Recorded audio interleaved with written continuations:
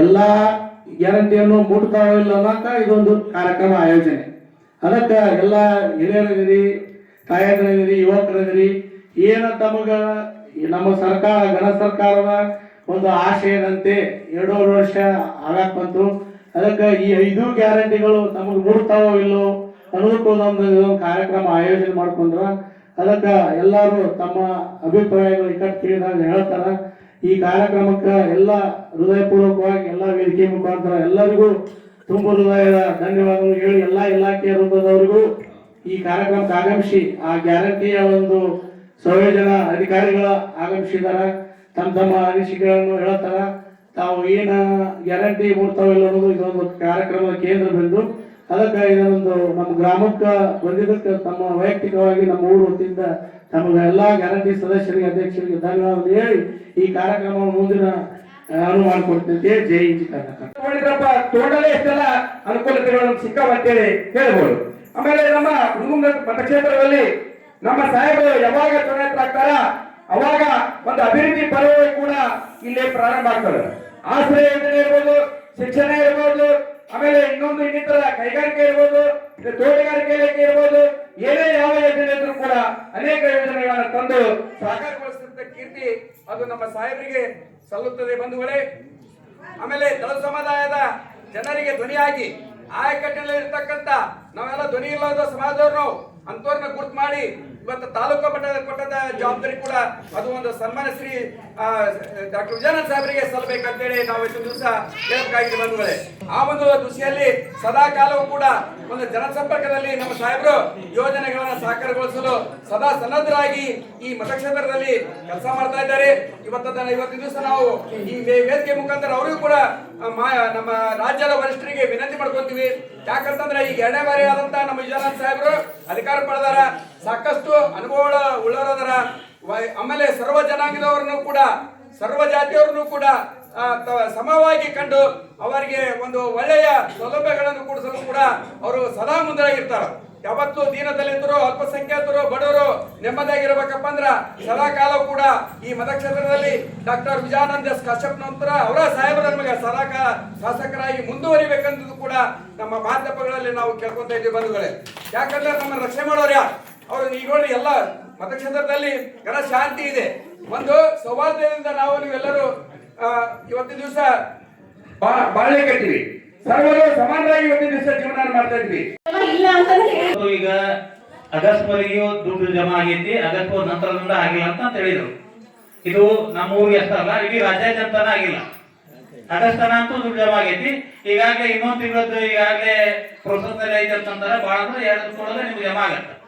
ಒಂದು ವೇಳೆ ಈ ಯೋಜನೆಯಿಂದ ಇದುವರೆಗೂ ಕೂಡ ಯಾರಿಗೆ ಹಣ ಬರದೇ ಐತೆ ಅಂತಂದ್ರ ತಾವು ಏನ್ ಮಾಡ್ಬೇಕಂತಂದ್ರ ಮಹಿಳಾ ಮತ್ತು ಮಕ್ಕಳ ಕಲ್ಯಾಣ ಇಲಾಖೆ ಶ್ರೀಪ ಸಾಹೇಬ್ರು ಇರ್ತಾರ, ಅವ್ರ ಕಡೆ ಹೋಗಿ ನಿಮ್ದು ಆಧಾರ್ ಕಾರ್ಡು ಮತ್ತು ಜೆರಾಕ್ಸ್ ಆಧಾರ್ ಕಾರ್ಡು ಮತ್ತು ರೇಷನ್ ಕಾರ್ಡು ಜೆರಾಕ್ಸ್ ಕೊಡ್ರಿ. ಕೊಟ್ರಂತಂದ್ರ ಯಾವ ಸಮಸ್ಯೆಯಿಂದ ನಿಮ್ಗೆ ದುಡ್ಡು ಬಂದಿಲ್ಲ ಅನ್ನುವಂಥದ್ದು ವಿವರವಾಗಿ ಹೇಳ್ತಾರ. ನಿಮಗ ಅಲ್ಲಿಗೆ ಹೋಗಕ್ ಆಗಂಗಿಲ್ಲ ಅಂತಂದ್ರ ನಿಮ್ಮ ಈ ನಾವು ಕೆಲವ್ರದವರು ಈ ಒಂದು ಯೋಜನೆಗೆ ಸಂಬಂಧಪಟ್ಟಾಗ ತಾಲೂಕಾ ಸಮಿತಿ ಒಳಗ ನಾವು ಈ ಗುಡೂರು ಭಾಗದೊಳಗ 3 ಮಂದಿ ಸದಸ್ಯರಿದ್ದೀವಿ. ಒಂದು ನಾನು ವಜ್ರಪ್ಪ ಕರೆಯಪ್ಪ ಪೂಜಾರಿ ಅಂತ ಹೇಳಿ, ಇನ್ನು 2ನೇದು ಅಪ್ಪ ಸಾಹೇಬ್ ನಾಗೌಡ್ರ ಅಂತ ಹೇಳಿ, ಆಮೇಲೆ 3ನೇದು ಚನ್ನಪ್ಪ ಪಲ್ಲೆ ಸಾಕಿನ ಮುರುಡಿ ಅವರು. ಈ ಗುಡೂರು ಭಾಗದವರು 3 ಮಂದಿ ರೇಷನ್ ಕಾರ್ಡ್ ನಮ್ ಕಡೆ ಕೊಡ್ರಿ, ನಮ್ ಕಡೆ ರೇಷನ್ ಜೆರಾಕ್ಸ್ ಕೊಡ್ರಿ ಅಂತಂದ್ರೆ ನಿಮ್ಗೆ ಯಾವ ಸಮಸ್ಯೆಯಿಂದ ನಿಮ್ಗೆ ಆಗಿಲ್ಲ ಅನ್ನುವಂಥದ್ದು ನಿಮ್ಮ ಸಮಸ್ಯೆನ ಬಗೆಹರಿಸಿ ನಿಮ್ಗೆ ದುಡ್ಡು ಬರುವಂತ ವ್ಯವಸ್ಥೆಯನ್ನ ನಾವು ಮಾಡ್ತೀವಿ. ತಮಗೆ ನಮ್ ಕಡೆನೂ ಕೊಡಕ್ ಆಗ್ಲಿಲ್ಲ ಅಂತಂದ್ರೆ ಇಲ್ಲಿ ಅಂಗನವಾಡಿ ಕಾರ್ಯಕರ್ತರ ಅವ್ರ ಕಾರ್ಯಕರ್ತರ ಹತ್ರ ತಮ್ಮ ಏನದಾವ ಸಮಸ್ಯೆ ಹೇಳ್ತಾರೆ ಅಂತಂದ್ರೆ ತಮ್ಮ ರೇಷನ್ ಕಾರ್ಡ್ ಮತ್ತು ಆಧಾರ್ ಕಾರ್ಡ್ ಅನ್ನು ಕೊಟ್ಟರೆ ಯಾವ ರೀತಿ ಏನ್ ಸಮಸ್ಯೆ ಐತೆ ಅನ್ನೋದು ಹೇಳಿದ್ರೆ ಅಂತಂದ್ರೆ ಅವ್ರ ಕಡೆನೂ ನಾವು ಇಸ್ಕೊಂಡು ಹೋಗಿ ನಿಮ್ಮ ಸಮಸ್ಯೆಯನ್ನ ಬಗೆಹರಿಸುವಂತ ಪ್ರಾಮಾಣಿಕ ಪ್ರಯತ್ನ ಮಾಡ್ತೀವಿ.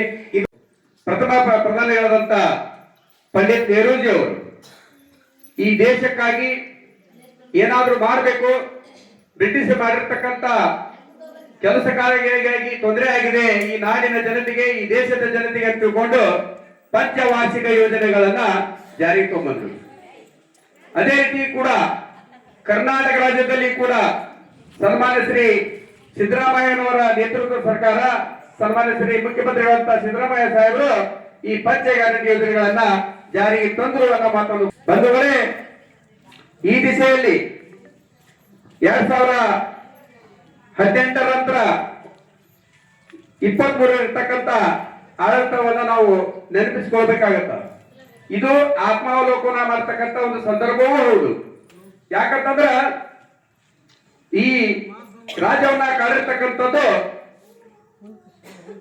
ದೇವರಿಗೂ ಬೀಳಿಲ್ಲ, ಜನರಿಗೂ ಬೀಳಿಲ್ಲ, ಇನ್ನಿತರ ಎಲ್ಲರಿಗೂ ಬೀಳಿಲ್ಲ. ಜನಜೀವನ ಅಸ್ತವ್ಯಸ್ತ ಮಾಡಿರ್ತಕ್ಕಂಥ ಒಂದು ರೋಗ ಅದು ಕೊರೋನಾ ರೋಗ. ಕೊರೋನಾ ರೋಗ ನೆನ್ಸ್ಕೊಂಡ್ಬಿಟ್ಟಪ್ಪ ಅಂತಂದ್ರ ಈ ರಾಜ್ಯ ದಿಕ್ಕು ದಿವಾಳಕ ಮೊದಲ ಕಾರಣ.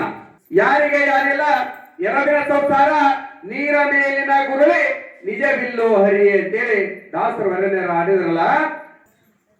ಕಾರ್ಯ ಹೋದ್ಮೇಲೆ ಈ ಸುಮಾರು 6 ಕೋಟಿ ಇರ್ತಕ್ಕಂಥ ಜನಸಂಖ್ಯೆ ಇರುವ ಕರ್ನಾಟಕಕ್ಕ ಒಂದು ನಾಯಕತ್ವ ಬೇಕಾಗಿತ್ತು, ಅಭಿವೃದ್ಧಿ ಮಾಡ್ತಕ್ಕಂಥವ್ರು ಬೇಕಾಗಿತ್ತು.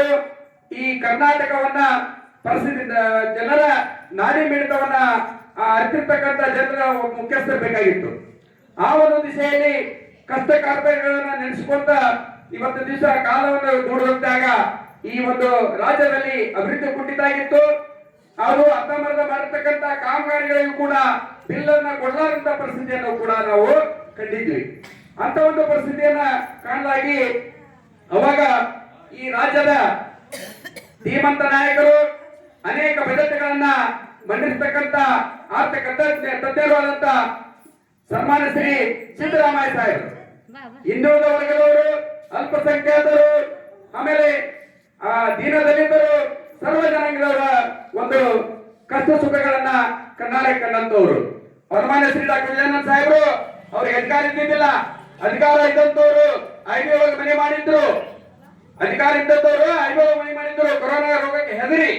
ಆದ್ರೆ ನಮ್ಮ ಡಾಕ್ಟರ್ ವಿಜಯಾನಂದ ಸಾಹೇಬರು ಕಾಲಿಗೆ ಚಕ್ರವನ್ನ ಕಟ್ಟಿಕೊಂಡು ನನ್ನ ಮತಕ್ಷೇತ್ರದ ಜನರಿಗೆ ಕೊರೋನಾ ರೋಗ ಬಂದಿದೆ, ಅವರ ಹಿತಚಿಂತನೆ ಮಾಡಬೇಕು, ಅವರ ಯೋಗ ಕ್ಷೇಮವನ್ನು ಮಾಡ್ಬೇಕಂತ ತಿಳ್ಕೊಂಡು ಎಲ್ಲೆಲ್ಲಿ ಕ್ವಾರಂಟೈನ್ ಅದಾವು, ಎಲ್ಲೆಲ್ಲಿ ಕೇಂದ್ರಗಳದಾವು, ಎಲ್ಲೆಲ್ಲಿ ರೋಗಿಗಳ ಆರೈಕೆ ಮಾಡಕತ್ತಾರ ಅಲ್ಲಿ ಹೋಗಿ ಸ್ವತಃ ಅವರಿಗೆ ಭೇಟಿಯಾಗಿ ಆತ್ಮಸ್ಥೈರ್ಯವನ್ನ ತುಂಬಿದ್ರು.